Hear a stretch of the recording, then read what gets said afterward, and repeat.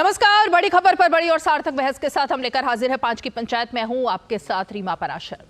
जिस तरह से पांचों राज्यों के चुनाव नतीजे आए और खासकर 3 राज्यों में बीजेपी की जिस तरह से जीत हुई, उसको लेकर जाहिर तौर पर देश भर में बहस है और विपक्षी गठबंधन जिसको लेकर के सवाल खड़े हो रहे हैं कि अब 24 में क्या होगा, वो तो एक दूर का सपना है। लेकिन 2 दिन भी नहीं बीते हैं नतीजे आने के बाद अब ब्लेम गेम शुरू हो चुका है। कांग्रेस में भी, कांग्रेस पार्टी के बाहर उस गठबंधन में भी जो अब तक बड़े बड़े दावे कर रहा था कि हमारे दिल भी मिल गए हैं, दल भी मिल गए हैं और 24 में हम पूरी तरह से बीजेपी को ध्वस्त कर देंगे, नरेंद्र मोदी के खिलाफ पूरी तरह से हम चेहरा लेकर के आएंगे। लेकिन अब कांग्रेस क्या हारी, ऐसा लग रहा है कि गठबंधन ही हार गया और गठबंधन ने अब कह दिया है कि इस हार से हमारा कोई लेना देना नहीं है, ये तो कांग्रेस पार्टी की गलतियों की वजह से हुआ। अखिलेश यादव भी गलतियां निकाल रहे हैं, नीतीश कुमार की पार्टी अंदर खाने गलतियां निकाल रही है।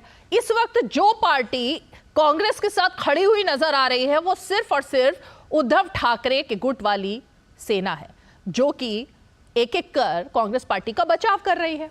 और ईवीएम जिसको लेकर पहले दिग्विजय सिंह ने सवाल खड़े किए, फिर कमलनाथ ने सवाल खड़े किए और उसके बाद अब उद्धव ठाकरे ने भी सोशल मीडिया पर ईवीएम पर सवाल खड़े कर दिए हैं। तो ये एक नई बहस है जो इस वक्त छिड़ गई है कि क्या तेलंगाना में ईवीएम, उसको लेकर क्यों सवाल नहीं खड़े हो रहे, इन्हीं तीनों राज्यों में क्यों हो रहे हैं। और क्या इससे पहले जब कर्नाटक में जीतती है पार्टी, हिमाचल प्रदेश में जीतती है, तब दिग्विजय सिंह ईवीएम को लेकर सवाल क्यों नहीं खड़े करते।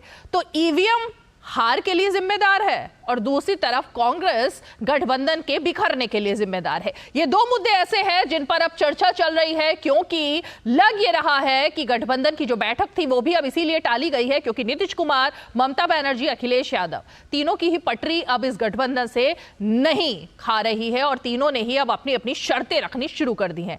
तो अब विपक्षी गठबंधन, विपक्षी एकता जो पूरी तरह तार तार दिखाई दे रही है, वो किस तरह बीजेपी के 400 पार के नारे पर काम करेगी, उसके खिलाफ काम करेगी और क्या होगा भविष्य में 24 से पहले, इस पर चर्चा करेंगे। बेहद ही खास मेहमान जुड़ेंगे, लेकिन सबसे पहले उन बयानों पर नजर डालते हैं जो ईवीएम से लेकर जिस हार का ठीकरा फोड़ने की बात हो रही है उस पर जिम्मेदार रहे।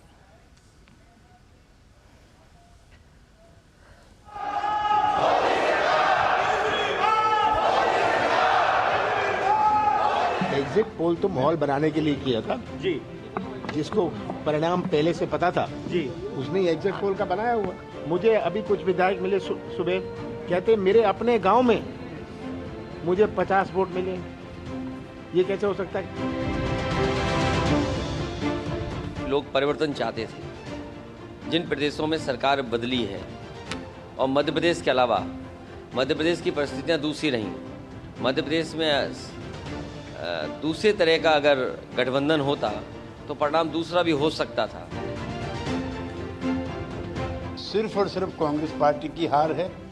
उन्होंने गठबंधन के किसी भी घटक दल से न संपर्क किया, न सहयोग माना।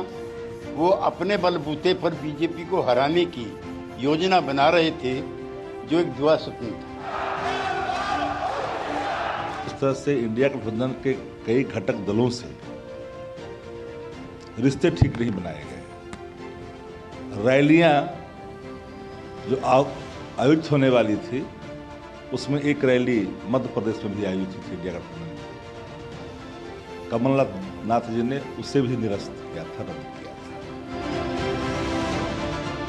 ईवीएम तो मैं 2003 से मुझे भरोसा नहीं है ईवीएम पर, क्योंकि बात यह है हमने बटन दबा दिया, पता ही नहीं पड़ा वोट कहाँ गया। मूल बात यह है कि जिस मशीन में चिप लगी है वो हैक होने की संभावना उसमें रहती है। हम जरूर जाते, लेकिन हमारे पास कोई जानकारी नहीं है, इसके हम नॉर्थ बंगाल टूर में जा रहा है। चुनाव के पहले भी उनकी रवैया कुछ इस तरीके ही थे। इतने 5 स्टेटों में चुनाव हुई थी, कहीं हो ये तो कभी नहीं कहे कि भाई बीजेपी के विपक्ष लोगों को वोट दिया करो, कभी नहीं कहे कि बीजेपी को हराने के लिए चुनाव में आम लोग विपक्ष को वोट दो, ये भी उन्होंने नहीं।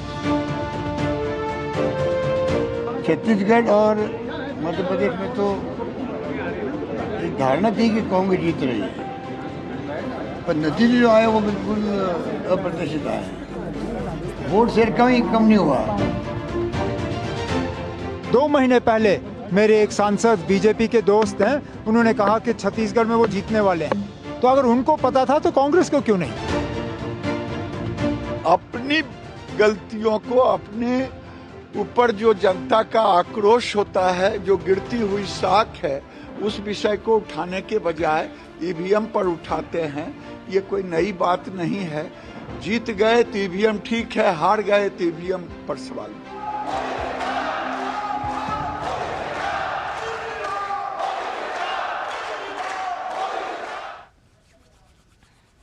तो जीत गए तो सब कुछ ठीक है, ईवीएम ठीक है, जनता का मैंडेट है और लोकतंत्र की जीत है। लेकिन अगर हार गए तो जिम्मेदार कौन? बेचारी ईवीएम, चुनाव आयोग और वो संगठन, वो लोग जो कि लगे हुए थे चुनाव की तैयारियों में, जिन्होंने इस पूरे चुनाव को सफल बनाया।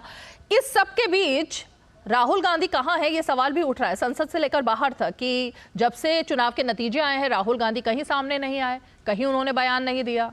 तो क्या इस हार की जिम्मेवारी राहुल गांधी ले रहे हैं, या फिर कि खड़गे जी ले रहे हैं, या फिर कि कमलनाथ, अशोक गहलोत और भूपेश बघेल इसकी जिम्मेवारी ले रहे हैं? ये तमाम बातें भी अब कांग्रेस के हलकों से निकलकर सामने आने लगी है। चलिए इन्हीं सभी का जवाब तलाशने की कोशिश करते हैं। बेहद ही खास मेहमान हमारे साथ जुड़ गए। मैं परिचय करा देती हूँ अपने खास मेहमानों का। हमारे साथ तुहिन सिन्हा जी जुड़ गए हैं, भारतीय जनता पार्टी के राष्ट्रीय प्रवक्ता। हमारे स्टूडियो में हमारे साथ मानव जायसवाल जी जुड़ गए हैं, तृणमूल कांग्रेस के राष्ट्रीय प्रवक्ता। हमारे साथ आनंद दुबे जी जुड़ गए हैं, उद्धव गुट शिवसेना के राष्ट्रीय प्रवक्ता। हमारे साथ में प्रियंका गुप्ता जी जुड़ गई हैं, जो कि कांग्रेस पार्टी की प्रवक्ता हैं। और इसके अलावा हमारे साथ विनय सिंह जी जुड़ गए हैं, जो कि समाजवादी पार्टी का पक्ष रखने के लिए जुड़ेंगे। लेकिन सबसे पहले प्रियंका गुप्ता जी, सबके निशाने पर कांग्रेस पार्टी आ गई है और कांग्रेस के निशाने पर भी लगता है कांग्रेस पार्टी आ गई है। तो ये गठबंधन अगर टूटता है तो क्या कांग्रेस इसकी जिम्मेवारी लेगी?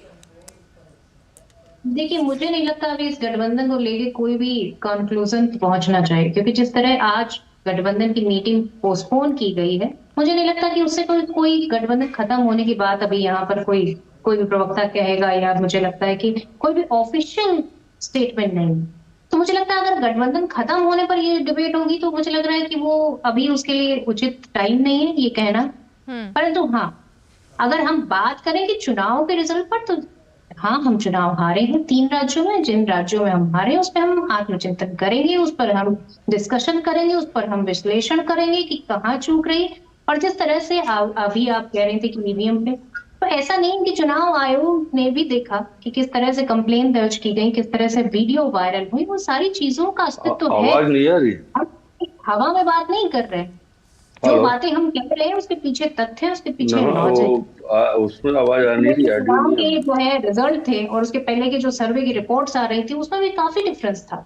तो ओवरऑल कहने के लिए है हमारे पास मुद्दे, कहने के लिए बातें हैं। पर अगर हम गठबंधन की बात करेंगे तो अभी भी हम एक साथ हैं। किसी ने भी अभी ये नहीं किया, कहा है, किसी का कोई ऑफिशियल स्टेटमेंट नहीं है। तो अभी उस मुद्दे पर जाने मुझे लग रहा बहुत जल्दबाजी। प्रियंका गुप्ता जी, थोड़ा सा इंतजार, तेलंगाना में भी रिकाउंटिंग और ईवीएम को हटाने की मांग है। तेलंगाना पे भी सवाल है क्या ईवीएम पर? मैं ये जानना चाह रही थी, क्योंकि 3 राज्यों में अगर सवाल है तो तेलंगाना पर भी तो ईवीएम पर कुछ गड़बड़ी हो सकती है ना? नहीं, तो हम तो रेडी हैं। अगर 3 राज्यों में हटेगी तो ईवीएम तेलंगाना में से भी हटे। नहीं, अभी तो मैंडेट पर सवाल है, आगे के भविष्य पर सवाल नहीं हो रहा। अभी तो इस बार के चुनाव पर सवाल हो रहा है कि इस बार घपला हुआ है ईवीएम में। अगर इस बार 3 राज्यों में घपला हुआ है तो क्या तेलंगाना में भी घपला हुआ है ईवीएम में? नहीं, ये आप बताइए। ये देखिए, हम यहाँ बैठ के डिसाइड करने वाले कौन होते हैं? ये डिबेट के अंदर हम डिसाइड नहीं कर लेंगे कहाँ घपला हुआ है, कहाँ नहीं हुआ है। पर जो चीजें निकल कर आई, जो चीजें जिनके प्रूफ थे, वो तो हम कहेंगे ना। और अगर आप कहेंगे तेलंगाना, तो हम तो ये कहेंगे पूरे देश में होना चाहिए। बैलेट पेपर से चुनाव कराइए, आप पूरे देश में कराइए। हम बैलेट पेपर से कई सीटों पर आगे थे, उसके बाद जैसे ही वोटिंग स्टार्ट हुई हम पीछे हो। ठीक है, मैं इस पर जरा तुहिन सिन्हा जी, 1 मिनट, तुहिन सिन्हा जी से मैं जवाब ले लेती हूँ इस पर। आप मेरा पॉइंट आज भी नहीं समझ रही परसों की तरह, लेकिन मैं तुहिन सिन्हा जी से जरा इस पर जवाब ले लूं, फिर मैं बाकी मेहमानों का रुख करूंगी। तुहिन सिन्हा जी, देश भर में ये दिग्विजय सिंह कह रहे हैं कि 2003 से उनको तो शक है ईवीएम पर, और बैलेट पेपर से चुनाव करवा लिया जाए 2024 का। उद्धव ठाकरे भी आज जो उन्होंने एक्स पर लिखा, उन्होंने भी यही लिखा कि अगर हिम्मत है तो बैलेट पेपर से चुनाव हो, बिना ईवीएम के चुनाव करा के दिखा दे बीजेपी, तो पता लग जाएगा। नमस्ते रीमा जी, सभी को नमस्ते। देखिए, इंडोनेशिया में लगभग आज से 3-4 साल पहले बैलेट पेपर से चुनाव हुए थे। इंडोनेशिया जैसे छोटे जगह पे अगर आज आप गूगल सर्च करें तो लगभग 250 कर्मचारियों की मृत्यु हुई थी काउंटिंग के दौरान। इतना स्ट्रेसफुल हो गया था आज की तारीख में काउंट करना। तो ये लोग जो हैं मतलब हमें 30 साल पीछे खींच के ले जाना चाहते हैं उसी अंधकार में जिससे ये देश अब निकल चुका है। देखिए ईवीएम कर्नाटक में जब ये जीते तो सवाल नहीं उठाते हैं, जब ये हिमाचल में जीते तो सवाल नहीं उठाते हैं, जब ये तेलंगाना में जीते तो वहाँ ईवीएम अच्छा होता है। तो अंग्रेजी में एक शब्द है बैड लूजर्स, और राहुल गांधी जैसे लोग जो हार के बाद खुद जहां तेलंगाना में उनको होना चाहिए था अपने पार्टी का मनोबल बढ़ाने के लिए पता नहीं कहां गायब हो जाते हैं। कौन सी ऐसी तलब है, कौन सी ऐसी नशा है कि साउथ ईस्ट एशिया या कहां वो निकल गए, पार्लियामेंट का सेशन नहीं अटेंड करते हैं। ऐसे बैड लूजर्स से इस देश को अब कोई वास्ता नहीं है। इस देश ने ऐसे लोगों को रिजेक्ट कर दिया है। इस देश ने देखा है कि ये लोग जो बड़े बड़े मुद्दे उठाते हैं इनको एमएसपी का फुल फॉर्म नहीं पता है, भाई बहन को ये नहीं पता है कि पेट्रोल जीएसटी के दायरे में आता है या नहीं आता है। तो निश्चित तौर पर आज की तारीख में जब कम पढ़े लिखे व्यक्ति भी इंटरनेट के जरिए सही इंफॉर्मेशन पा सकते हैं, तो आज कोई भी इनकी बातों से भ्रमित होने वाला नहीं है। मैंने पहले भी कहा था कि 3 तारीख को इंडी अलायंस समाप्त हो जाएगी और इसके इशारे 1 महीने पहले से आ रहे थे। अखिलेश यादव जो हैं 1 महीने से इशारे दे रहे थे। नीतीश कुमार जी की अगर आप बात करें तो एक मिनट, वो प्रियंका गुप्ता कुछ कह रही हैं, क्या हुआ प्रियंका जी? नहीं, मैं ये पूछना चाह रही हूँ कि एक प्रवक्ता किसी भी नेता के ऊपर जिस तरह की बातें कर रहे हैं, मुझे लगता है थोड़ा सा जो है ना एक चलिए मैं आपको प्रियंका जी चुनौती देता हूँ। प्रियंका जी आपको एक चुनौती देता हूँ। प्रियंका जी भाषा पर तो फिर हम कांग्रेस से डिबेट नहीं कर सकते। मैंने गलत कहा? भाषा तो कांग्रेस पार्टी नहीं सिखाएगी ना सबको। प्रियंका जी क्या मुख्य नेता जिस तरह की भाषा का इस्तेमाल करते हैं आपकी मजबूरी है गांधी परिवार में निवेशित रहना, मेरी कोई मजबूरी नहीं है। आपकी नहीं क्या भाषा का प्रयोग किया? मुझे नहीं समझाएंगे आप मुझे भाषा कि मुझे क्या करना है, क्या? एक सेकेंड प्रियंका जी, आप मुझे नहीं समझाएंगे मुझे क्या करना है, पहली बात। और दूसरी बात ये कि कांग्रेस पार्टी के लोग और प्रवक्ता जिस तरीके की भाषा का इस्तेमाल अपने दूसरे नेताओं के लिए करते हैं, पहले जरा अपने गिरेबान में भी झांकना चाहिए किस तरह की भाषा का इस्तेमाल कांग्रेस के लोग कर रहे हैं। नहीं ऐसी कौन सी भाषा का मैंने प्रयोग किया? नहीं नहीं, मीडिया को समझाना बंद करिए, मीडिया को समझाना बंद करिए, थोड़ा अपने नेताओं को समझाइए आप प्रियंका जी। इस तरह की भाषा का इस्तेमाल करेंगे तो प्रियंका जी कौन सी भाषा? चलिए शब्दावली पर ही बहस करते हैं। कौन सी भाषा को लेकर आपको इतनी पीड़ा हुई, जरा समझाइए मुझे। कम से कम राजनीतिक भाषा का तो इस्तेमाल करिए। कौन सी भाषा? ये सुप्रिया गुप्ता जी पनौती कहना कौन सी भाषा है? किसी को पनौती कहना, वो भी देश के प्रधानमंत्री को, ये कौन सी भाषा है? नीच कहना कौन सी भाषा है? गाली गलौज करना कौन सी भाषा है? ये कांग्रेस के नेता करते हैं ना, उनको समझाया गया है कभी? अभी कौन सी गाली दी गई है? तुहिन सेना ने कौन सी गाली दी है? मैं समझ नहीं पाई अभी तक। डिबेट का जो स्तर है वो बहुत बड़ा। प्रियंका गुप्ता जी, मेरी डिबेट का एक्चुअली स्तर बहुत बड़ा है, इसलिए अच्छा लगेगा अगर आप दोनों तरफ की बात करें। चलिए ओके, अपनी बारी में बोलिएगा। तो इन सीना कंटिन्यू करिए, फिर मैं मानव जायसवाल के पास। रीमा जी मुझे समझ में नहीं आ रहा क्या इनको इतना बुरा लगा। ये तो वीडियो सबने देखा है, उनको नहीं पता है दोनों भाई बहन को कि पेट्रोल जीएसटी के दायरे में आता है या नहीं। आज मैं चुनौती दे रहा हूं प्रियंका जी को। बार बार राहुल गांधी ने कहा है कि जब आप 1 लीटर पेट्रोल अपनी गाड़ी में भरते हैं तो 50% अदानी को जाता है। वो समझाएं सबको, वो समझाएं आपके दर्शकों को 50% पैसा कैसे अदानी को जाता है। अगर ये समझा सकती है तो मैं मान लूंगा कि राहुल गांधी ज्ञानी है। चलिए 30 सेकंड का आपका समय, बताइए 50% कैसे जाता है अदानी को? चुनौती स्वीकार कर रही है, वो समझा रही है। चलिए बताइए मुझे, समझाइए। नहीं, ये बताइए कि ये देश पे जो कर्ज है, जो 55 लाख करोड़ था, वो 155 लाख करोड़ हो गया। अब आप बताइए ना, वो पैसा चलिए मैं इसका जवाब देता हूं, लेकिन आपको बताना पड़ेगा इसके बाद। देखिए किसी भी प्रगतिशील देश का आप अपने नेता के, चलिए मैं आपको जवाब देता हूं। आपने सवाल पूछा, मैं आपकी तरह जो है मुंह कर नहीं रहा हूं, मैं आपको जवाब दे रहा हूं। चलिए शांत होइए, आमने सामने रखिए गौरव, हम खरीदते हैं दोनों के बीच सवाल जवाब को जरा आमने सामने रखिए। देखिए प्रियंका जी, आपने सवाल पूछा, मैं आपकी तरह सवाल से भागूंगा नहीं, मैं आपको उत्तर दूंगा। अगर आपको इकोनॉमी की समझ है, आपको समझ होगा कि कोई भी प्रगतिशील देश का जो कर्ज होता है, आपने सवाल पूछा, फिर आप ही जवाब दे दीजिए। दुनिया में सबसे महंगी एलपीजी क्यों खरीद रहा है? जवाब है। अरे आप एक सवाल पूछिए, उसका तो जवाब सुनिए। आपने पूछा ना देश के कर्ज के बारे में, अब शांत होकर 30 सेकंड में आप जवाब नहीं दे पाई, अब मेरा जवाब सुनिए। अगर आपको जरा से किसी भी अर्थव्यवस्था की समझ है, इकोनॉमी की समझ है, तो कोई भी प्रगतिशील देश का जो कर्ज होता है वो डेट टू जीडीपी रेशियो देखा जाता है, और आज जो है भारत से कहीं अधिक डेट जो है यूएस का और जापान का है। तो अगर ये डेट टू जीडीपी रेशियो देखें, ये कोई मतलब इंडिया का स्टैंडर्ड बुरा नहीं है, हर प्रगतिशील देश इस दौर से गुजरता है। ये आपको समझ नहीं है, राहुल गांधी को समझ नहीं है, तो इसके लिए जनता और भारतीय जनता पार्टी जिम्मेदार नहीं है। मैं यही समझाने की कोशिश कर रहा हूं। अगर मैं अज्ञानी कह रहा हूं तो अज्ञानी है।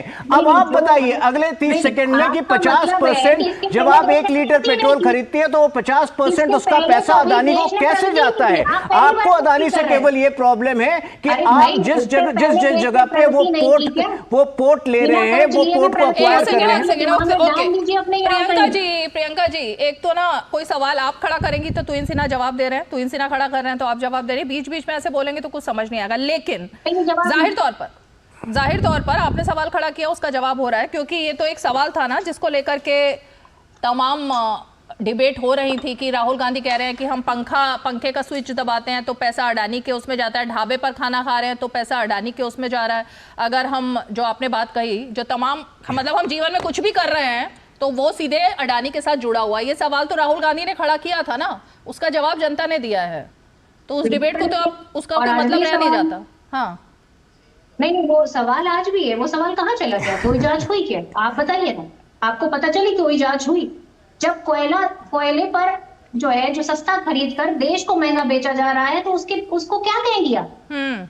बिजली कहाँ से बनती है? अगर हम बिजली का जो कोयला खरीद रहे हैं वो जब हम महंगे में खरीद रहे हैं तो उसका क्या पर्पस है? क्यों इस देश में सबसे ज्यादा महंगी एलपीजी खरीदी जा रही है? तो आपको नहीं लगता प्रियंका गुप्ता की इसी का जवाब तो जनता ने वोटों में दिया? चलिए मैं जरा आगे बढ़ती हूँ, ये अडानी मेरा आज का मुद्दा नहीं है। मैं जरा मानव जायसवाल जी का रुख करना चाहूंगी। मानव जायसवाल जी, आपने सुना अधीर रंजन चौधरी को। अधीर रंजन चौधरी सीधे तौर पर लोकसभा में कांग्रेस के नेता जो साफ तौर पर कह रहे हैं कि आप लोग तो शुरू से ही कभी भी ममता बनर्जी ने बीजेपी के खिलाफ वोट देने के लिए कहा ही नहीं था, ना उन्होंने कभी कांग्रेस का बीजेपी के खिलाफ साथ दिया, ना ही वो भविष्य में देंगी। तो अब जब लोकसभा में कांग्रेस के नेता सीधे तौर पर ये इल्जाम अभी भी लगा रहे हैं तो इस गठबंधन का दायरा ही खत्म हो जाता है ना एक तरीके से। मानव जायसवाल जी, पहले तो सभी को मेरा नमस्कार है, आपके माध्यम से पूरे देश को भी।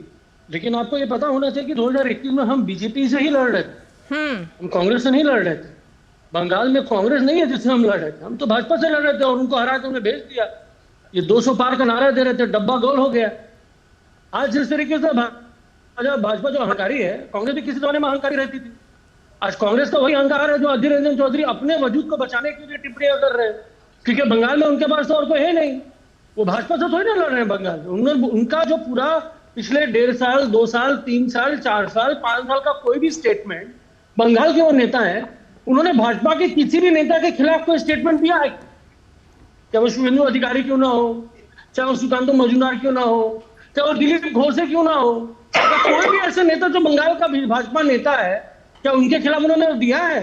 ये कौन सा साठगांठ है, कौन सा गठबंधन है? इसके लिए भी हम प्रश्न कर सकते हैं। लेकिन जहां तक परिप्रेक्ष्य है भाजपा को हराने की, हम भाजपा को हराने की लड़ाई में लगे हैं। हम तो भाजपा से छुप नहीं रहे कहीं, हमें तो कोई तकलीफ नहीं है। आज हम निरंतर लड़ रहे हैं, देश के प्रति हम लोगों का जो समर्पण है हमारी नेत्री का वो दिख रहा है, और हम लोगों ने भाजपा को हराया है। सीमा जी, आज भाजपा जो अभी जो 3-4 स्टेटों में जो जीती है, जहां पर भाजपा को हराया, मानव जायसवाल जी, जहां पर भाजपा को हराया है, मतलब पश्चिम बंगाल में ईवीएम के जरिए हराया है या ईवीएम में धांधली करके हराया है? देखिए, मैं आपको इसको छोटा सा परिप्रेक्ष्य देखना होगा, सच्चाई क्या है और सच्चाई किस तरीके से बाहर आनी चाहिए। मैं मानता हूं अगर किसी को भी अगर शंका है तो शंका दूर करने का दायित्व किसका है? इलेक्शन कमीशन का है।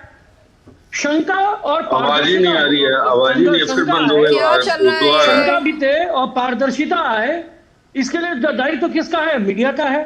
तो पारदर्शिता क्या होगी? आज एक छोटा सा डब्बा आता है ईवीएम मशीन के साथ, जिसको वीवीपैट मशीन बोलते हैं, जिसमें प्रिंटेबल डॉक्यूमेंट्स रहता है। क्यों नहीं इसका सम्मेलन कर ले? क्यों नहीं इसके साथ समन्वय बना ले कि भाई चलो ठीक है, इनको दोनों को हम काउंटिंग कर लेते हैं? क्या कारण है? नहीं, एक मिनट, मैं नहीं समझ पाई। मैं ये जानना चाह रही हूँ, पश्चिम बंगाल में ईवीएम से जीती है आपकी पार्टी 2 बार लगातार, या फिर कि ईवीएम पर सवाल है? मैं तो कांग्रेस पार्टी की जो डिमांड है और इस चैनल पर बैठ करके भी प्रियंका गुप्ता जी जो बात कर रही है, मैं उसके साथ खड़ी हूँ। जरा रीमा जी, मैं आपको बहुत छोटी सी बात बता देना। जिस दिन हम जीते थे उस दिन जब ईवीएम मशीन जब पहले था, उस समय वीवीपैट नहीं था, लेकिन जब हमारी जो तीसरी जीत हुई, जब वीवीपैट आया, तो हमारी दीदी ने बोला वीवीपैट से भी काउंटिंग करा ली। हमें कोई तकलीफ नहीं है। हम तो चाहते हैं कि अब वीवीपैट, हम तो कोर्ट में गए हैं। तो मतलब ईवीएम ठीक थी पश्चिम बंगाल में? ईवीएम ठीक थी पश्चिम बंगाल में? मैडम सुनिए, जहां ये मोदी और अमित शाह की जो गठबंधन है ना, ये अमित शाह मोदी शाह की जो जोड़ी है, ये जिनको चाहेंगे ईवीएम के थ्रू जिताएंगे, हरा देंगे। अब नरोत्तम मिश्रा जी हार गए। अरे माधव जी, ममता बनर्जी के इससे क्या साठ-गांठ है फिर अमित शाह और नरेंद्र मोदी की कि आपको जिता दिया? आपको क्यों जिताया? कमलनाथ जी के गांव से, कमलनाथ जी के गांव में उनको 50 वोट मिलता है। अरे चोरी कहां तक बचेगा भाई? जहां 1000 वोट नहीं होना चाहिए, माधव जायसवाल जी, ममता बनर्जी के साथ क्या अंदर खाने चल रहा है बीजेपी का? फिर क्यों जिता रही है बार बार ममता बनर्जी को बीजेपी? नहीं, सुनिए, बीजेपी का यहाँ कोई जनादेश है नहीं। आपने कहा अमित शाह मोदी की जोड़ी जिसको चाहे उसको जिताती है ईवीएम से, तो आपकी पार्टी को क्यों जिता रही है लगातार? बिल्कुल, तो इनसे ना जवाब देंगे भाई इसका ना। बंगाल में दीदी, देखिए, कोई भी समझदार व्यक्ति को बिना प्रमाण के इस प्रकार के आरोप नहीं लगाने चाहिए। यहाँ की जनता को आप बरगला नहीं पाएंगे। और मैं बोलना चाहता हूँ, क्षमता है, 2009 के पहले क्षमता है कि वीवीपैट मशीन को काउंटिंग करवा देंगे। ठीक है, जरा तुहिन सिन्हा से पूछ लेते हैं। तुहिन सिन्हा जी, ये ममता बनर्जी के साथ क्या समझौता हुआ था कि उनको 3 बार ईवीएम के साथ आप लोगों ने जिताया? देखिए, ये आप समझ सकती हैं कि ये विपक्ष नहीं सुन रहे हैं। जवाब दे रहे हैं वो। जवाब सुनिए।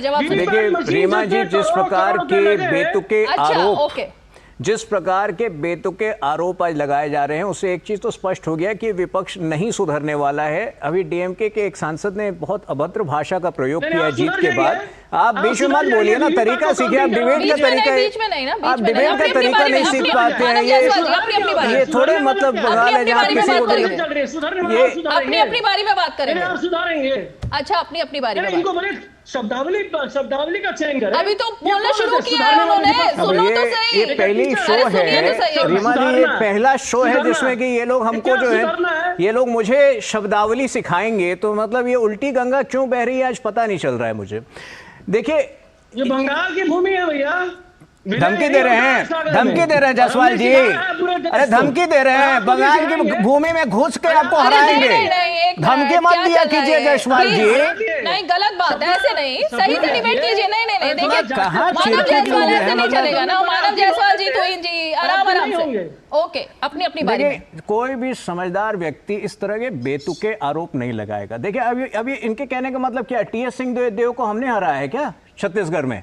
ये बेकार की बातें करते हैं। देखिए, आपको पता होगा, आपके पास शायद बेहतर डेटा होगा, किसी भी चुनाव में 2019 के बाद एक voter verifiable paper audit trial भी एक बड़े तबके में कॉन्स्टिट्यूंसीज में हो रहे हैं, जिससे कि ये प्रमाणित हो कि कहीं पर भी कोई त्रुटि नहीं बच रही है। तो ये एक बहुत ही साइंटिफिक तरीका है और कोई भी प्रगतिशील देश आज पीछे नहीं जाना चाहता है। कितने मशीनों का काउंटिंग किया है? अरे जायसवाल जी, चुप रहिए। एक पहले छोड़िए, इस शो का मानव जी, आप कई बार इस शो में आ चुके हैं। एक मिनट मानव जी, सुनिए।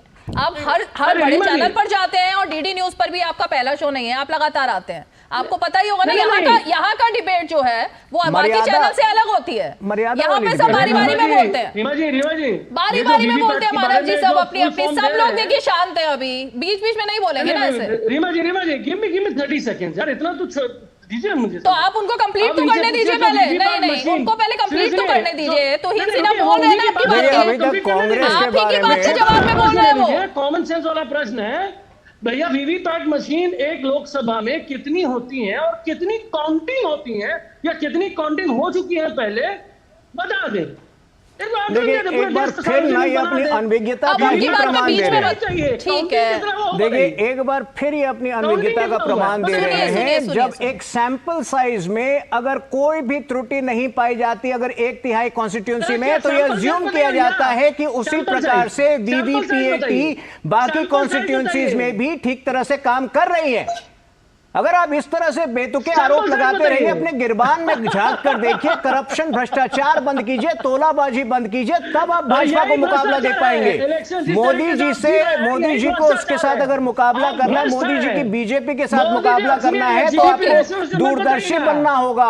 आपको आगे 20 साल आगे की सोचनी पड़ेगी। ये नहीं कि आप देश को पिछले 30 साल पीछे खींच दें। आनंद दुबे जी, मैं आपको डिबेट में लाना चाहूंगी।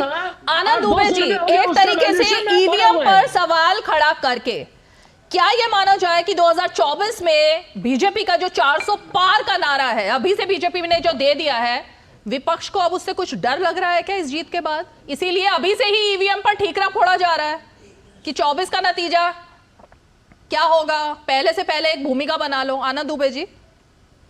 रीमा जी नमस्ते।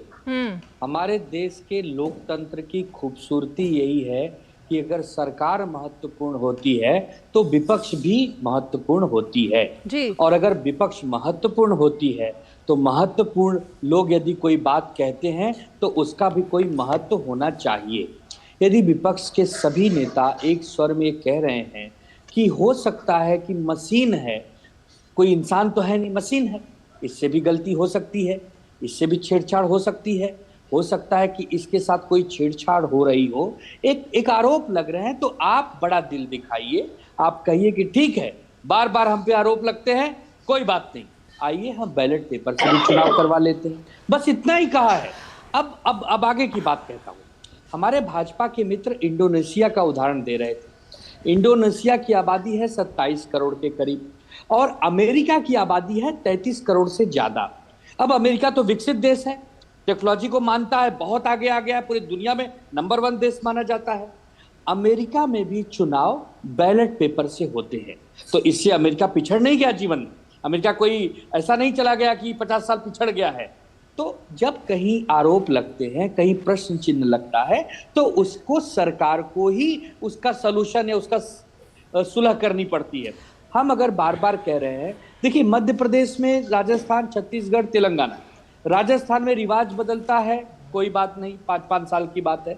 लेकिन जब 2018 में मध्य प्रदेश में चुनाव हुआ था तो यही कांग्रेस पार्टी को 114 सीटें मिली थी। 18 साल के एंटी इनकम्बेंसी के बाद 163 सीटें यदि आई हैं तो जरूर वहां प्रश्न चिन्ह लगता है। और नरोत्तम मिश्रा, होम मिनिस्टर, गृह मंत्री मध्य प्रदेश के, बहुत, शिवराज चौहान जी उनका पीठ थपथपाते नहीं थकते थे, अमित शाह जी मोदी जी के लाडले थे, वो भी चुनाव हार गए।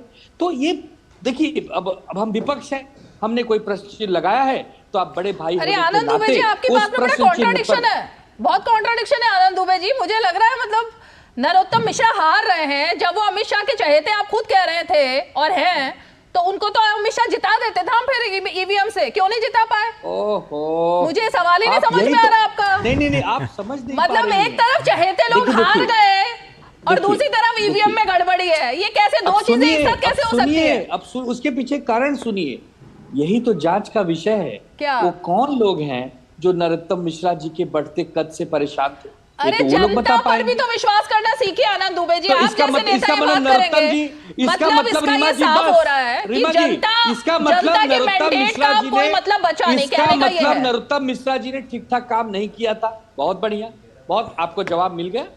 इसका मतलब नरोत्तम मिश्रा जी लोकप्रिय नहीं थे? नहीं, मेरा तो सवाल अब यहाँ से आगे ही है, इस पर मैं तुहिन सिन्हा जी को लेकर आऊं, लेकिन अब मेरा सवाल इससे आगे बढ़ रहा है। इसका मतलब ये है, इस चुनाव ने क्या ये तय कर दिया है कि जनता के मैंडेट का कोई मतलब नहीं है, जो कुछ हो रहा है वो सिर्फ और सिर्फ सरकार के नुमाइंदे कर रहे हैं और ईवीएम में गड़बड़ी से हो रहा है? फिर तो जनता के बीच जाना, प्रचार करना, वोट मांगना, इस सब पर पाबंदी लग जानी चाहिए आनंद दुबे जी, अगर यही सवाल है तो रीमा जी, तो इसका मतलब जनता कुछ तय ही नहीं कर रही है। नहीं, इसका मतलब ये साफ हो गया कि ईवीएम मशीन पर कोई प्रश्न चिन्ह नहीं लगाना चाहिए, ईवीएम मशीन पर कोई चर्चा नहीं होनी चाहिए, सब कुछ जनता के विवेक और बुद्धि पर हमने ऑलरेडी छोड़ ही रखा है। जनता जनार्दन से तो बड़ा कोई नहीं है। लेकिन अगर जनता के साथ कोई छल हो रहा हो, जिस गांव में सांसद रहता हो और उस गांव से अगर उसे 10 वोट भी न मिल रहे हो, तो वो उस गांव में, इसका मतलब उसने कोई काम ही नहीं किया। तो प्रश्न चिन्ह तो लगेंगे, जवाब तो देना पड़ेगा, जवाबदेही से आप नहीं बचेंगे। तो इनसे ना जवाब देंगे, फिर विनय सिंह जी के पास जाऊंगी। तो सबसे पहले तो मैं 10 सेकंड रीमा जी, आनंद जी की तारीफ कर दूं। आनंद जी जो हैं विपरीत परिस्थिति में भी, हालांकि मैं इनके विचारों से कतई सहमत नहीं हूं, कम से कम जो शालीनता के साथ ये अपनी बात रख रहे हैं, मेरे ख्याल से बाकी दो लोगों को भी थोड़ा सीखना चाहिए। देखिए, अब मैं आता हूं इनको, आज आनंद जी की बात और जो बाकी लोगों की बात, इनको समझ में नहीं आ रहा है कि जनता ये भी देख रही है, इनके रिएक्शन भी देख रही है। अगर जनता पर आप विश्वास नहीं कर रहे हैं तो जनता आज के बाद भी आप पर विश्वास नहीं करेगी। कम से कम अब भी वक्त है प्रायश्चित का। मैं आपको एक उदाहरण दे रहा हूं आनंद जी। तो उत्तराखंड में पिछले वर्ष जो है हम चुनाव जीत गए थे, लेकिन पुष्कर सिंह धामी जी चुनाव हार गए थे। तो बहुत सारे लोकल कंडीशंस होते हैं, बहुत सारे फैक्टर्स होते हैं, उसके बाद भी पुष्कर सिंह धामी जी को ही हमने मुख्यमंत्री बनाया था। तो इस प्रकार से बार बार जनता पर विश्वास, जनता पर प्रश्न मत उठाइए, जनता के विवेक पर प्रश्न मत उठाइए। आज भी जनता आपके रिएक्शन देख रही है। अगर आप विनम्रता पूर्वक अपने डिफीट को एक्सेप्ट करते हैं तो शायद वो माफ करेगी, अन्यथा बहुत बुरा हाल होगा लोकसभा के चुनाव में। मैं विनय जी आपके पास आ रही हूँ, लेकिन शायद प्रियंका जी को जवाब देना चाह रही है। प्रियंका जी, देखिए 2009 का चुनाव था, उसमें भारतीय जनता पार्टी हार गई थी। उसके बाद इन्होंने एक किताब लिखी, जो इनके बड़े नेता हैं, democracy at risk, can we trust on electronic voting machine. किसने लिखी थी? उस पर एक प्रस्तावना लिखी गई थी जो इनके ही नेता आडवाणी जी ने लिखी थी। तो आप बताइए क्या कर सकते हैं? ये करें तो पूजा और हम करें तो फ्रॉड। मतलब इनका जो तरीका है, ये कुछ भी बोलते हैं, कुछ भी चैनल पे बैठ के बोल देंगे। तो ये प्रवचन नहीं देना है, ये आपको बताना पड़ेगा, ये जिम्मेदारी है, क्योंकि सवाल आपने भी पूछे हैं तो कहीं ना कहीं आपके दिमाग में भी तो डाउट रहा होगा ना। अगर आप पूछ सकते हैं तो आज आप कैसे उस चीज से भाग सकते हैं? तो समस्या ये है कि इस देश में अब बोलना भी अपराध है। मतलब अगर हम बोल भी देंगे तो भी अपराध है। तब नहीं होता था, तब ये बैठ के प्रेस कॉन्फ्रेंस कर लेते थे, तब ये किताबें लिख देते थे। आज हम बोलेंगे तो ये हम पर जो है इल्जाम लगाएंगे। हकीकत ये है कि इस देश में लोकतंत्र पर वाकई खतरा है, चाहे वो इलेक्शन कमीशन हो, चाहे वो जो है वोटिंग मशीन की बात करें।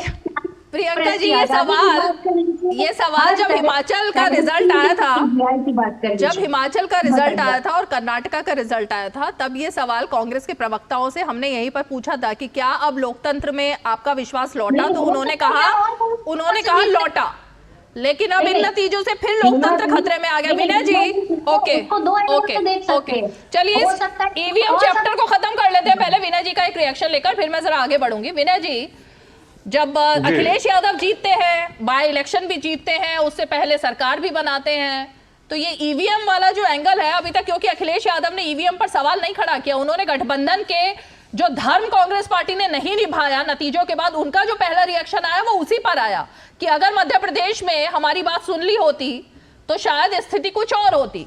लेकिन डिबेट अब चल रही है कि ईवीएम में ही गड़बड़ी है। रीमा जी, मैं आपको एक चीज बता दूं, जो भी चुनाव हुआ है 4 राज्यों का, 5 राज्यों का, यह चुनाव इंडिया गठबंधन नहीं हारी है। पहली बात तो ये क्लियर कर दूं आपको, यह चुनाव जो है इंडिविजुअल कांग्रेस हारी है, चाहे जो भी लड़ा था वो हारा है, क्योंकि गठबंधन वहां चुनाव नहीं लड़ रहा था, पहली बात। दूसरी चीज, भारतीय जनता पार्टी एक झूठ की पाठशाला है, पूरी तरह से फ्रॉड, नफरत, बेमनुष्यता, झूठ कूट कूट करके भरा है, जहां पर एक पाठशाला चलाई जाती है। इनके तमाम ऐसे प्रवक्ता है, हो सकता है हमारे बीजेपी मित्र भी उस पाठशाला में जरूर गए होंगे। वहां स्क्रिप्ट दिया जाता है कि आपको आज झूठ क्या क्या फैलाना है, क्या झूठ है, नफरत और झूठ, क्या नफरत और झूठ फैली आज शो में? क्या क्या झूठ नहीं फैली आज के इस शो में? अभी तक क्या नफरत और झूठ फैला है, बताइए। आज तक आप ये बताइए, भारतीय जनता पार्टी ने सही क्या बोला? माननीय प्रधानमंत्री जी ने कहा उत्तर प्रदेश में 52 मेडिकल कॉलेज अपने पूरे मानक के साथ तैयार है। एक का नाम आप बता दीजिए, आप ही बता दीजिए। माननीय प्रधानमंत्री जी ने तमाम ऐसे वादे किए कि जो सिर्फ झूठ की बुनियाद पर टिकी है। आप ही बता दीजिए, लखनऊ के अंदर आज उत्तर प्रदेश की राजधानी, हम लखनऊ उत्तर प्रदेश के रहने वाले हैं, अमौसी से चल करके आप चिन्हट तक एक ईंट बता दीजिए जो भारतीय जनता पार्टी ने विनय जी, अभी लगवाई हो। छत्तीसगढ़, मध्य प्रदेश और राजस्थान की बात हो रही है। अभी यूपी का इलेक्शन जो है वो तो बाद में आएगा, अभी तो पहले 24 की बात होगी ना। तो यूपी के झूठ पर बाद में आते हैं। अभी इन 3 राज्यों में जो हुआ, आपके कैंडिडेट भी तो लड़े हैं ना अखिलेश जी के। अरे सुनिए ना विनय जी, समाजवादी पार्टी के कैंडिडेट्स भी तो लड़े ना मध्य प्रदेश में। यूपी का हिंदुस्तान से अलग है। ओके, जो आप यूपी में बैठ के झूठ बोलोगे, विनय जी, जो मध्य प्रदेश में जाओगे वहां विनय जी, विनय जी, राजस्थान में झूठ ठीक है, आपका झूठ पकड़ा गया। आपकी बात को समझते हुए मैं आगे बढ़ाती हूँ। विनय जी सुनिए तो सही, देश के प्रधान, आप ही की बात को समझते हुए मैं इस बात को थोड़ा आगे लेकर जाती हूँ। अगर बीजेपी और आपने कहा प्रधानमंत्री सब लोग झूठ बोल रहे हैं, झूठ बोलते, तो फिर क्या देश की जनता जो है, अरे सुनिए तो सही, सवाल सुन लीजिए, सवाल क्या देश की जनता अब झूठी पार्टी, झूठे नेताओं के विजन पर, उनकी बातों पर विश्वास करके वोट डाल रही है? फिर देखिए, हमारे देश की जनता बड़ी मार्मिक है, बड़ी भावनात्मक है। हाँ, देश की जनता, हिंदुस्तान की जनता वो जनता है जो बहुत जल्दी लोगों की बात पर विश्वास करते हैं। भारतीय जनता पार्टी ने एक छलावा धर्म और उन्माद और बेमनुष्यता की राजनीति को आगे बढ़ाते हुए लोगों के अंदर खाई पैदा किया, लोगों के अंदर नफरत पैदा किया, कहीं न कहीं लोगों के अंदर दीवार खड़ा किया। उसके बाद उसने अपने उल्लू को सीधा कर क्या नहीं कहा। उन्होंने कहा हम 2 करोड़ नौकरियां देंगे। आपने बहुत यहाँ पर एक बहुत संगीन आरोप लगा रहे हैं आप यहाँ विनय जी, कि मतलब जनता का जो विजडम है, जनता इतनी मूर्ख है कि वो लोगों के, नेताओं के, पार्टियों के बहकावे में आकर वोट डाल रही है। मतलब जनता बेवकूफ है विनय जी, जनता बेवकूफ है इसका मतलब। आप जनता के विजडम पर ही सवाल खड़ा कर रहे हैं विनय जी। फिर तो आप ये नहीं बता पा रही हैं, मुझे नहीं समझ में आ रहा आप किस तरह का बयान दे रहे हैं विनय जी। विनय जी, देश की जनता सर्वोपरि है या नहीं है, मैं तो ये जानना चाह रही हूँ। ये आप डिबेट को कहां लेकर जा रहे हैं विनय जी? देश की जनता के विजडम पर सवाल है। नहीं, आप मतलब देश की जनता इमोशंस में आकर बेवकूफ बन रही है, आप ये कह रहे हैं? आप प्रवक्ताओं के मुंह में बीजेपी के लिए बात डाल करके कहलवाना चाहती है। आप देश की जनता के विजडम पर सवाल खड़ा कर रहे हैं विनय जी। विनय जी, आप देश की जनता के विजडम पर सवाल खड़ा कर रहे हैं विनय जी। मुझ पर आरोप लगाकर आपको कुछ प्लेजर मिल रहा है तो ले लीजिए, लेकिन आप देश की जनता के विजडम पर सवाल खड़ा कर रहे हैं। सर रुकिए 1 मिनट। देखिए आनंद जी को बड़ा आनंद भी आ रहा है सुन के। जवाब दीजिए। जनता पार्टी के तुहिन सिन्हा, आप जनता को बेवकूफ बनाकर तो अभी तक वोट लेते आए। तुहिन सिन्हा झूठ बोलकर जो आरोप लग रहा है, जवाब सुनिए विनय जी। विनय जी जवाब बेहतर होता कि समाजवादी पार्टी के प्रवक्ता आज स्वामी प्रसाद मौर्य के अभद्र बयानों के लिए माफी के साथ शुरू करते अपने बयान को। ये अपने गिरबान में झांक कर देखने की आदत छोड़ चुके हैं। अरे अखिलेश यादव मध्य प्रदेश में जाकर भाषण देते थे कि कांग्रेस बड़ी चालू पार्टी है, भूलकर भी वोट मत देना। तो कौन लोगों को कांग्रेस के खिलाफ उकसा रहा था? खुद अखिलेश यादव मध्य प्रदेश में घूम कर लोगों को उकसा रहे थे कांग्रेस के विरोध, कह रहे थे कांग्रेस बड़ी चालू पार्टी है, भूलकर भी कांग्रेस को वोट मत देना। तो और आज जब आप हार गए, आज जब इंडी अलायंस टूट रही है, आप हम पर आरोप लगा रहे हैं। हम अगर वायदे पूरा नहीं करते तो ये जनता बार बार वोट नहीं देती। किस प्रकार से नवनिर्माण हुआ है यूपी के अंदर कई शहरों का, किस प्रकार से रोड कंस्ट्रक्शन हुआ है, किस प्रकार से जो है अर्थव्यवस्था में सुधार आया है। अगर ये चीजें नहीं होती तो जनता बार बार हमें मौका नहीं देती। विनय जी बीच में नहीं, विनय जी बीच में नहीं, विनय जी बीच में नहीं बोलेंगे। एक तो आपने एक संगीन आरोप लगाया, उस पर जवाब मिल रहा है। आनंद दुबे, ओके आनंद दुबे जी जवाब दे रहे हैं। आप हमारी बात तो आनंद दुबे जी जवाब दे रहे हैं, आप ही के सहयोगी। रुकिए 1 मिनट। आप कह दीजिए बीजेपी के प्रवक्ता बोलते रहे, आप सुनते रहिए, बाकी की क्या आवश्यकता है? आप हमारी बात को काट करके उनको क्यों समझते हैं? एक मिनट आनंद दुबे जी, एक बहुत ही सरल भाषा में एक उदाहरण से समझाता हूं। रीमा जी, यहाँ जनता के विवेक बुद्धि पर प्रश्न चिन्ह नहीं है।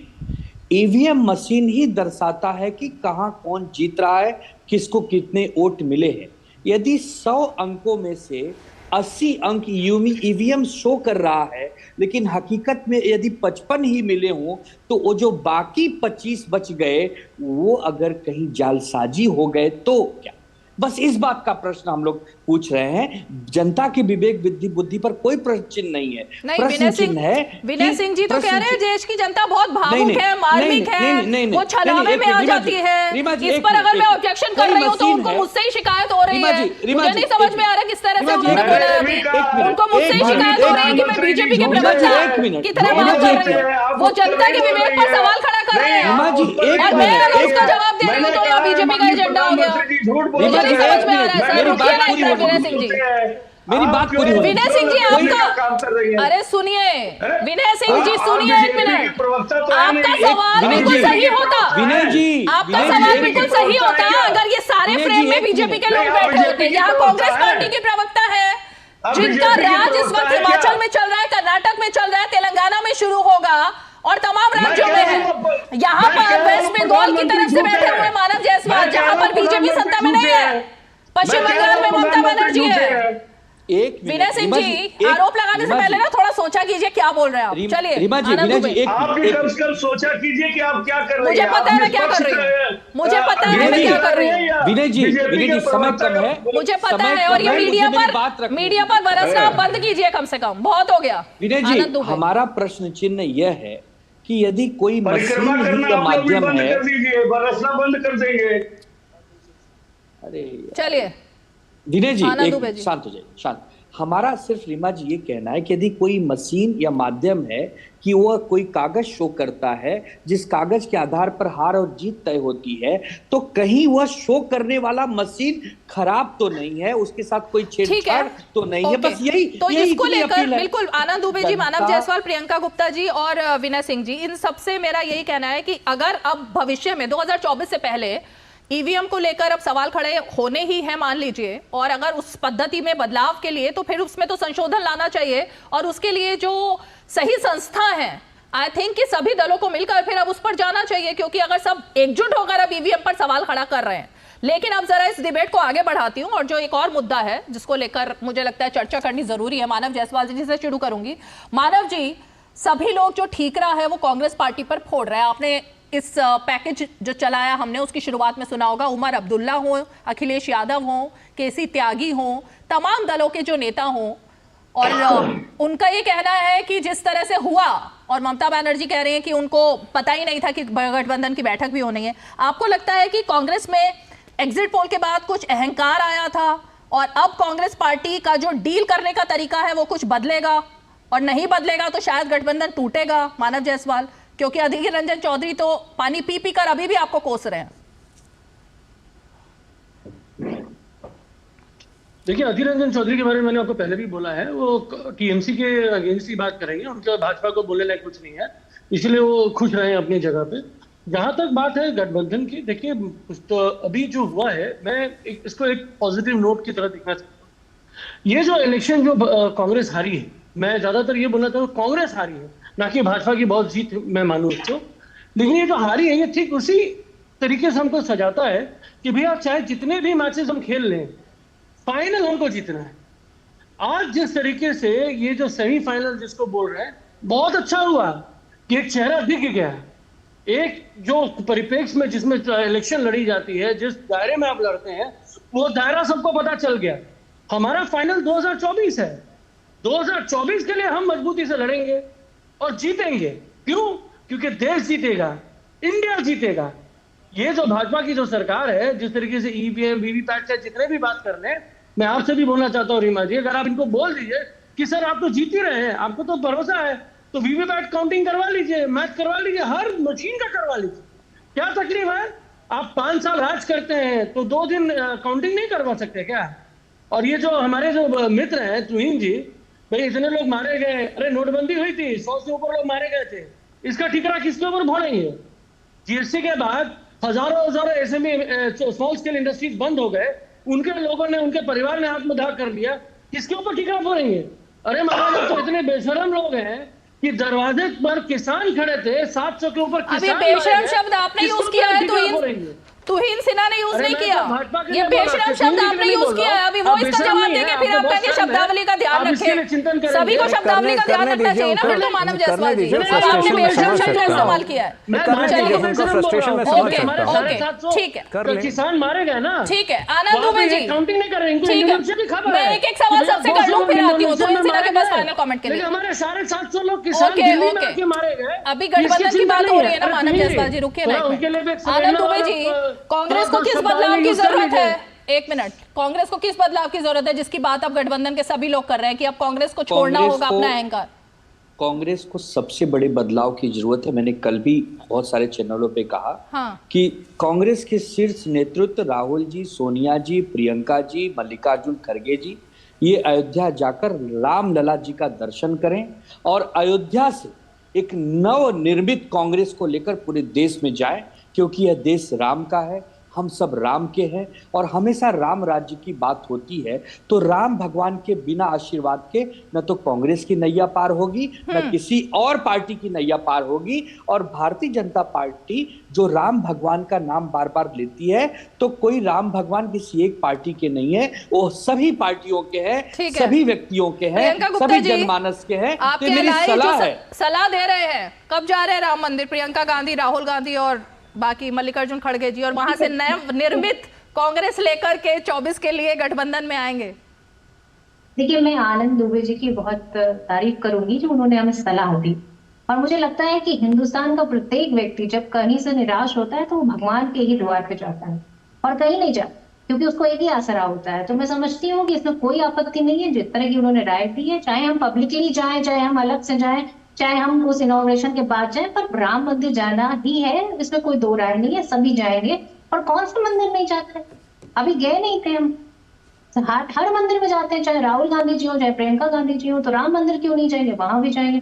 परंतु देखिए, समस्या ये नहीं है, समस्या ये है कि हम जनता के मुद्दों में चुनाव में जाएंगे, हम धर्म की राजनीति नहीं करेंगे। मंदिर जाना हमारा विश्वास है, हम मंदिर जाएंगे, परंतु राजनीति हम करेंगे मुद्दों की। जो राजनीति महिलाओं की, किसानों की जो आवाज है उसको उठाने की है, चाहे भट्टा बरसा वाला जब आवाज उठानी थी, नहीं, ये अलग अलग बात नहीं हो रही ना प्रियंका गुप्ता जी। मैं एक पूरे कंबाइंड अलायंस की बात कर रही थी, जिसमें मानव जायसवाल की पार्टी भी आती है, आनंद दुबे जी की भी आती है और विनय सिंह जी की भी आती है, सबकी पार्टी आती है। मैं उन सबकी बात कर रही थी। इसीलिए हम करके जो आपने बात की, विनय सिंह जी, आप तो पीडीए को लेकर साथ चल रहे हैं, और वो पीडीए एक अलग पीडीए है, जो पीडीए राहुल गांधी से मैच नहीं खाता है। तो आप लोग कहाँ खड़े हैं इस गठबंधन में? मैं बता दूं। हाँ। और ये राम मंदिर वाली सलाह क्या आप भी देंगे क्या कांग्रेस पार्टी को, जो आनंद दुबे जी ने दी है? देखिए, हमें सलाह नहीं देना, ये जो भी सनातनी है उसे खुद पता है, लेकिन हर दिखावे की राजनीति, दिखावे की फोटो पिक्चर वाली राजनीति भारतीय जनता पार्टी करती। कालीन पे कूड़ा फेंक करके फिर उसको बहारने का काम ये भारतीय जनता पार्टी का अपना नेचर है। जब गरीब के यहाँ जाएंगे तो पूरा बर्तन और सारी चीज और होटल से खाना मंगा करके ले आ करके खाना और इस तरह से दिखावे और फोटो खिंचाना, ये फोटो फ्यूचर की राजनीति भारतीय जनता पार्टी की राजनीति। समाजवादी पार्टी, समाजवाद का असली जो मतलब होता है कि समाज में जो नीचे का व्यक्ति है, जो सबसे नीचे पायदान पे खड़ा है, उससे लेकर के हम शुरू करते हैं उसकी सेवा, और हम समाज के हर एक व्यक्ति को के उत्थान के लिए कार्य करते हैं, और हमने किया है, उत्तर प्रदेश में किया। मेरा सवाल कुछ और था। कांग्रेस पार्टी के साथ आप कहां खड़े हैं मध्य प्रदेश में? जो कुछ हुआ, जिस तरह का मार पलटवार हुआ, उसके बाद कांग्रेस पार्टी की अपनी पार्टी है, उसके अहंकार की हार हुई है। और इंडिया गठबंधन की हार नहीं हुई है। आने वाले समय में जैसी भी रणनीति बनेगी 2024 में, हम सारे लोग मिल करके तैयार। ठीक है, तुहिन सिन्हा जी जवाब देंगे। सबने अपनी अपनी बात कही है, इसलिए मैं उस पर फाइनल कमेंट एक आपका चाहती हूँ, फिर आगे बढ़ेंगे। ये इंडी अलायंस जो है शुरू से एक अनैतिक मौका परस्त गठबंधन थी। जिस दिन डीएमके तरीका नहीं है, से ट्यूशन लीजिए, कैसे बात करते हैं,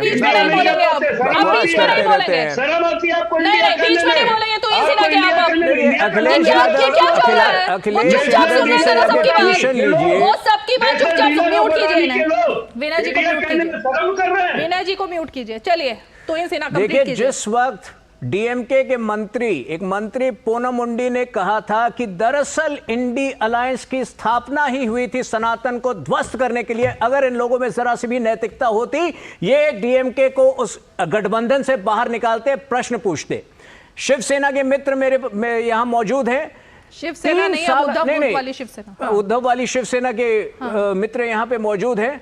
3 साल तक राहुल गांधी ने सावरकर का अपमान किया, ये मूक दर्शक बन के देखते रहे। अगर इन्होंने नैतिकता दिखाई होती, साहस दिखाई होती, तब जनता इन पर विश्वास करती। आज अगर कांग्रेस की बात आ रही थी कि आज इन्होंने कांग्रेस को सलाह दी कि आप मंदिरों में जाएं, आज वो कहावत है ना कि अब क्यों पछताए हो जब चिड़िया चुप गई खेत। अगर आज कांग्रेस जाती भी है मंदिर में तो जनता का विश्वास खो बैठी है, क्योंकि राहुल गांधी मंदिर में जाएंगे और बाहर निकल के पूछेंगे कि मूर्तियों में क्या दम है, मूर्तियां तो निर्जीव हैं। वो बाहर निकल कर प्रशंसा करेंगे दक्षिण भारत के मंदिरों के सबसे बड़े विध्वंसक टीपू सुल्तान की। तो इस प्रकार के दोहरेपन को अब ये देश बर्दाश्त करने वाली नहीं है, और यही मैंडेट था पिछले ये जो हिंदी हार्टलैंड के 3 जो चुनाव है उसके परिणामों से।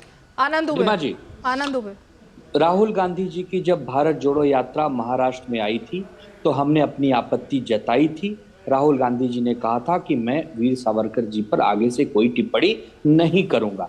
मैं पूछता हूं तुहिन जी से कि केंद्र में आपकी 9-10 सालों से सरकार है, आदरणीय वीर सावरकर साहब को भारत रत्न कब देंगे? अगर आप सच्चे उनके हितैषी हैं, सच्चा सम्मान करते हैं तो भारत रत्न दीजिए। राष्ट्रपति से लेकर प्रधानमंत्री तक सब आपके अपने परिचित लोग हैं, आप उनसे कहिए कि उन्हें भारत रत्न दिया जाना चाहिए। उन्होंने उसके अलावा और भी पॉइंट बोला है ना कि टीपू सुल्तान की तारीफ करते हैं, और वो अला है जिसको लेकर के सबसे ज्यादा सवाल खड़े हुए, चाहे वो स्टालिन हो या उनकी पार्टी हो, उसने एक तरीके से सनातन का जो अपमान किया उसका खामियाजा भुगतना पड़ा। ऐसा लग रहा है आपको?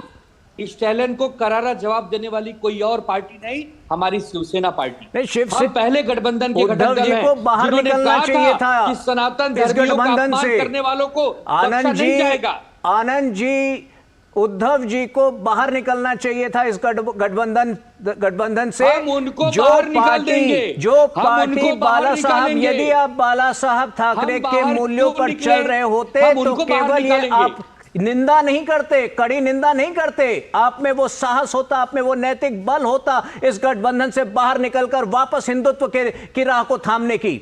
हम उन्हें बाहर निकालेंगे। हम क्यों बाहर निकलेंगे? तो फिर आप जाएंगे कहां? यदि किसी ने कोई गलती की है तो हम उन्हें बाहर निकालेंगे। उन्हें बाहर निकालेंगे, तय हो गया है। यदि वो हमारी चेतावनी नहीं मानेंगे, बार बार हमारी बातों को नहीं स्वीकार करेंगे, तो एक दिन वो फैसला भी लिया जा सकता है। ठीक है, प्रियंका गुप्ता, उसके बाद मानव जायसवाल। देखिए, मैं समझती हूँ कि ये चुनाव जो 24 का है, ये पूरे देश का चुनाव है, और देश में सभी धर्म, सभी जाति के लोग रहते हैं, तो इसलिए मुद्दों पर चुनाव होना चाहिए। और मुद्दे हैं कि आज 1% लोगों पर के पास देश की 40% संपत्ति है। आज देश में सबसे महंगी एलपीजी हम खरीद रहे हैं। बेरोजगारी का स्तर लगातार बढ़ता चला जा रहा है। घरेलू बचत 50 सालों में सबसे ज्यादा कम है।